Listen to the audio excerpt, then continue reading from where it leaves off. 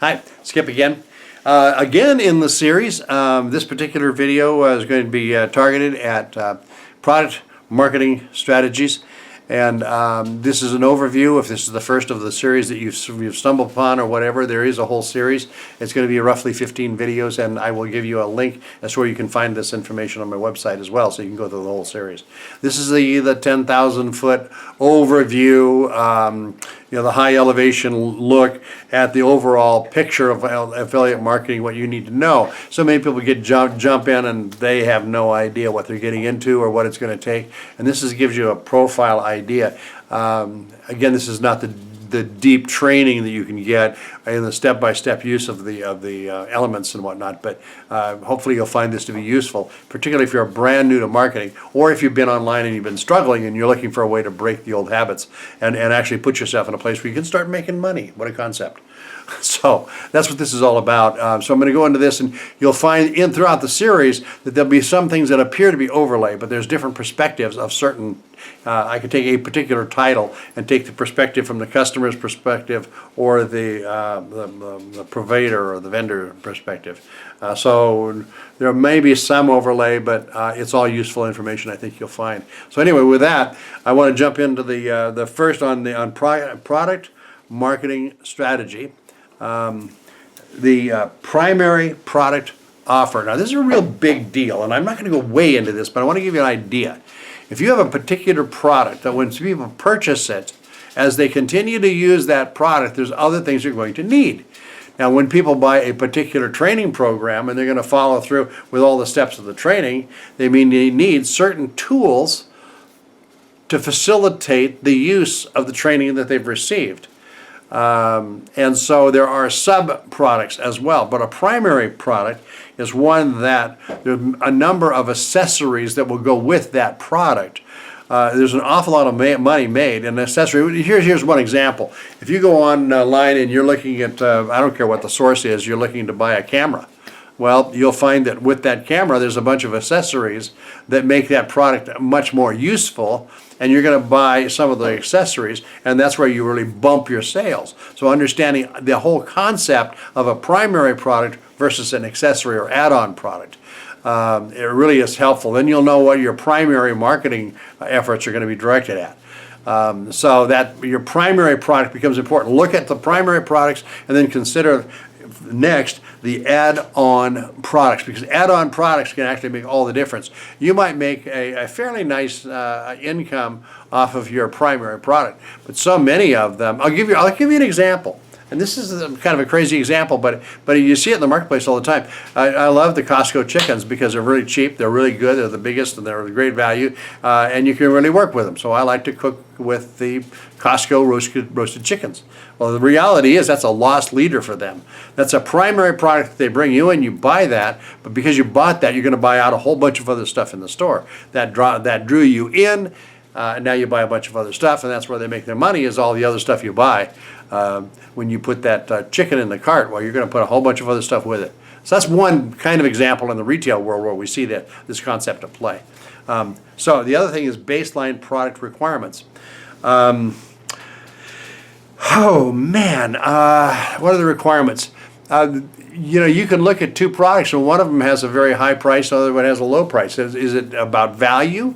Is it just a marketing scheme? What's the baseline? If you look at a product, and some products have a very high cost and low margin, you want to stay away from those products. You want high margin and low cost where possible. So you kind of have to really research your product line a little bit to understand what products are going to give you the best return on your efforts and the money you invest in marketing. So baseline product requirements. Is it something you ship and have to have warehoused and all those kinds of things? Now, somebody else will do those things in affiliate marketing. Somebody else will take care of it, but it nonetheless does add to the cost, and it changes the ultimate payout. Or are you dealing with a product that is downloadable? That's all digital. Digital is an amazing world. The digital products that's where it's at right now. That area is exploding. And you don't have to worry about warehousing and shipping and whatnot. It's a click and download and you're done. So that's a consideration. Ambassador availability. Now, you may be one who really wants to get into the sales side of it and the marketing side of it. That's why we're doing this whole thing. Well, ambassadorship, are you getting into an affiliate program? What's the relationship that you can establish with the company you're working with? How much do they provide for you? Are they providing thumbnail images and marketing materials and videos, or what are they providing for you? So when you get into the whole ambassador availability, it kind of comes with what package is available with that. What am I getting to help me in this process to sell these products? Okay? And that's a product. This is a wide subject, and so I won't go any further into it right now. Just know that it is an issue. Accessory friendly.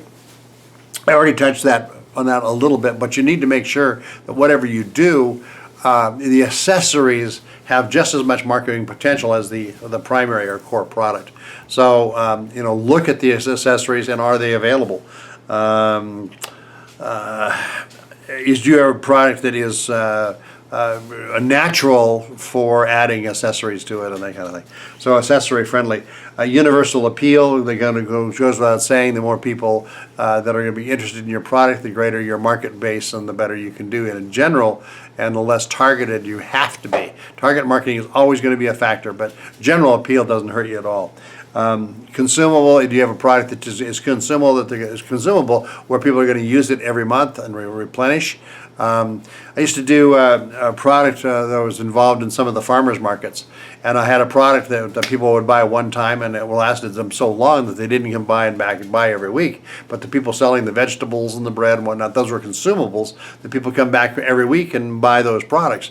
So in that particular venue, you had to, if you had a product that only people kind of buy once in several months, well, it is not as it's not as easy to do business in that arena. You better have a high value and high margin in that product, or it's going to be difficult, or a very large market, so you can always be getting the new customers. So I hope that makes sense. The more consumable the product, the better, and the more return customers you're going to generate because the product is consumable, etc. All that should make sense. Download friendly, I've said that a million times. The products you can download are always going to have the advantage. So with that, along on this particular video, I just wanted to expose those ideas with you around some of the strategies that you want to think about relative to the product itself. So you'll find at the bottom here, you'll find information. You'll find my website. All of this will be available on the website.